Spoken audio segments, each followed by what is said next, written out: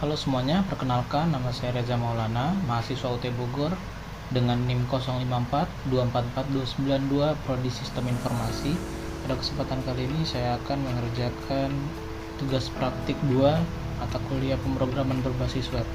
Langsung saja di sini kita mulai masuk ke soalnya. Di sini tugas praktik 2 ini memiliki 5 indikator capaian untuk menilai hasil belajar mahasiswa ya teman-teman.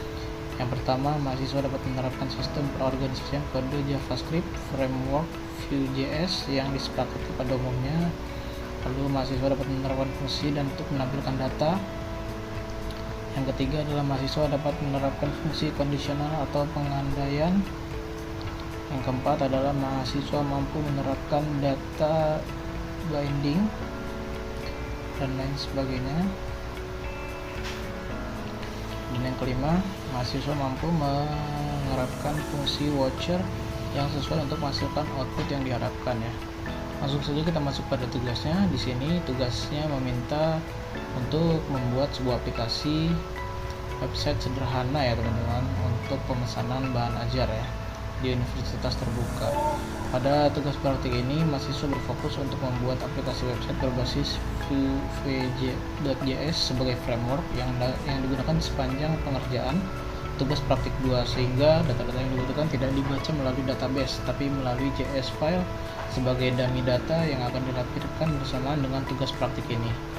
Oke, di sini kita diminta untuk membuat 2 halaman website yang perlu dikembangkan sebagai berikut. Yang satu, stok halaman bahan ajar ya teman-teman. Di sini halaman ini akan menampilkan daftar stok bahan ajar untuk seluruh UT daerah.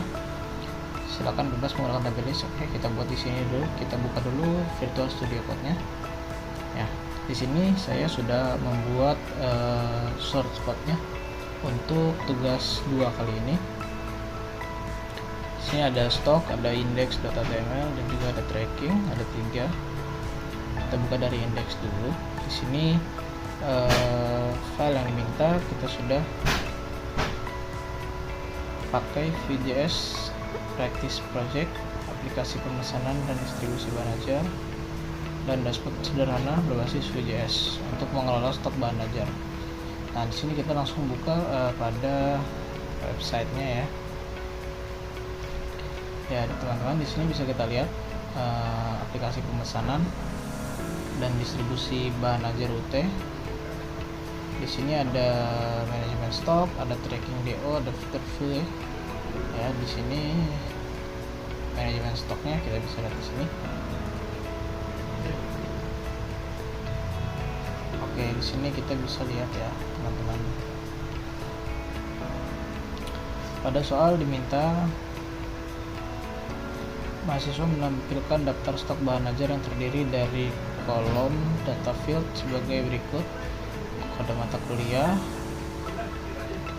kategori mata kuliah, UT daerah, lokasi rak, jumlah stok bahan ajar, jumlah stok safety bahan ajar, status, dan juga catatan ya. Dan di sini kita bisa lihat, di sini kita sudah ada kode mata kuliahnya. Terus ini adalah kategorinya. Kategori di sini ada mata kuliah wajib, ada praktikum, dan juga mata kuliah pilihan ya teman-teman.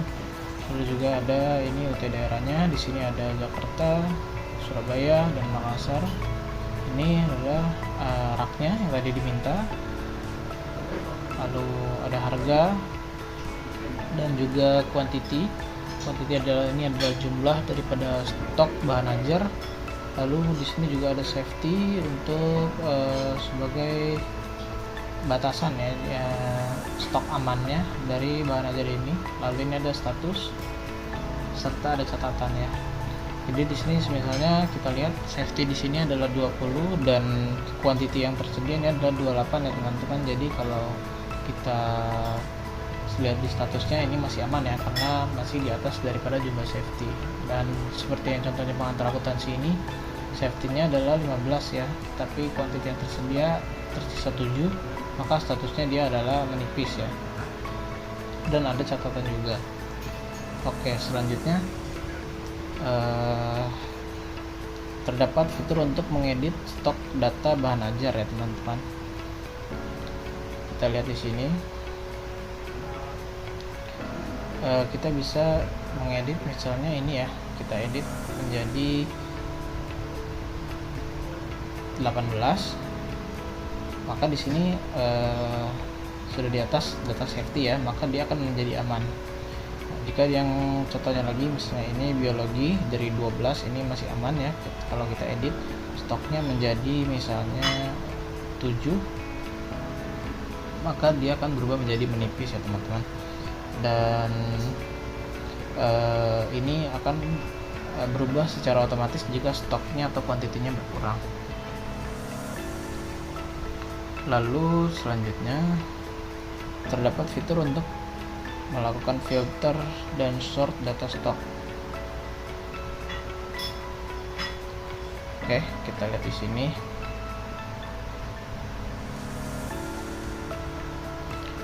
Ya, di sini kita bisa lihat bagaimana daripada penyimpanan data stoknya.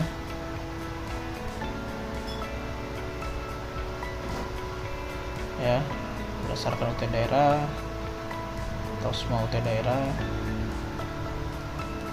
berdasarkan kategori, dan berdasarkan kondisi stok ya, serta berdasarkan default atau stok harga termurah terendah ya. Selanjutnya kita coba di webnya. Misalnya kita di sini akan mencari ya, di sini kita akan cari UT Jakarta di sini, maka dia akan muncul hanya yang Jakarta saja. Setelah kita ubah ke Makassar, kan dia akan muncul yang hanya Makassar saja. Misalnya kita ubah kali ini semua UT daerah dengan kondisi stoknya, misalnya kita perlu reorder. Nah, yang perlu reorder ini adalah stok-stok yang menipis ya teman-teman, yang di bawah jumlah safety-nya atau jumlah amannya.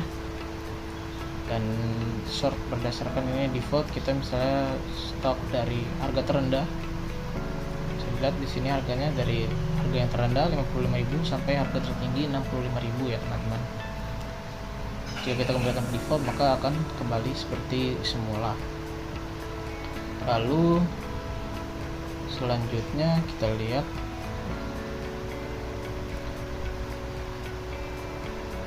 terdapat filter yang hanya menampilkan jumlah stok, terdapat filter sort yang mengaturkan berdasarkan jalur, fitur-fitur dapat diisi ulang. Oke, ini sudah semua. Tadi sudah kita contohkan berdasarkan UT daerah, berdasarkan judul atau stok, dan juga berdasarkan harga tadi sudah ya, dan berdasarkan safety stoknya tadi juga sudah. Lalu selanjutnya adalah menampilkan status dari stok bahan ajar ya, memberikan status aman dengan menggunakan simbol yang memberikan tanda yang sebagai kesan aman, memberikan status menipis untuk dengan menggunakan simbol yang memberikan kesan adanya warning ya, atau stoknya menipis. Nah, ini juga sudah tadi. Lalu terdapat fitur untuk menambah data bahan ajar. Kalau ini kita coba untuk menambahkan data bahan ajar ya, misalnya kita tambah bahan ajar yang baru. Kita misalnya pakai kode MSIM. Kita ambil contoh pada ini ya, kita cari contohnya di Google. Oke, selanjutnya kita bisa lihat di sini terdapat fitur untuk menambahkan data bahan ajar. Untuk itu kita contohkan misalnya ya, di sini adalah tambah bahan ajar baru dengan kode misalnya ECMA 4108 sebagai contoh saja. Misalnya ini adalah perilaku organisasi.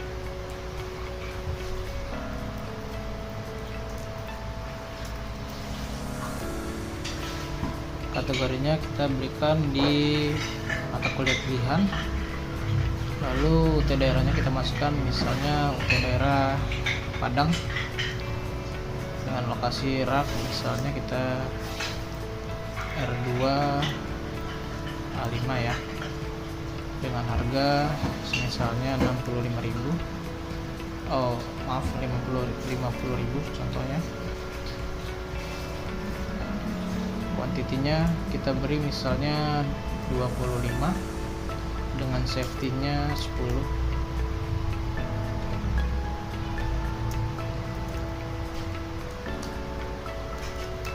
Totalnya kita tambahkan buku baru misalnya ya. Simpan data, maka data sudah tersimpan tadi ya. Nah, untuk itu di sini kita lihat sudah masuk kode atau mata kuliahnya, sudah ada EKMA 4108 mata kuliah perilaku organisasi dengan kategori mata kuliah pilihan UTN daerah Padang di rak R2A5 dengan harga 50.000 dengan kuantiti yang tersedia yaitu adalah 25 piece dengan safety kuantitinya yaitu 10. Statusnya aman ya karena kuantitinya masih jauh di atas daripada batas safety-nya. Dengan contohnya di sini misalnya buku baru ya. Oke, untuk itu selanjutnya